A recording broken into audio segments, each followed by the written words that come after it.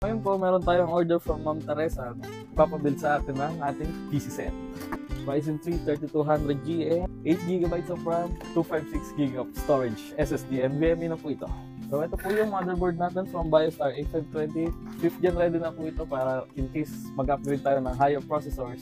5th gen ready kahit 5600G ng Ryzen 5 pasok na pasok dito. If mag-build tayo ng Ryzen series AMD, laging po natin tandaan, unang tatanggalin is yung heatsink since hindi po papasok yung kasama na fan ng Ryzen 3.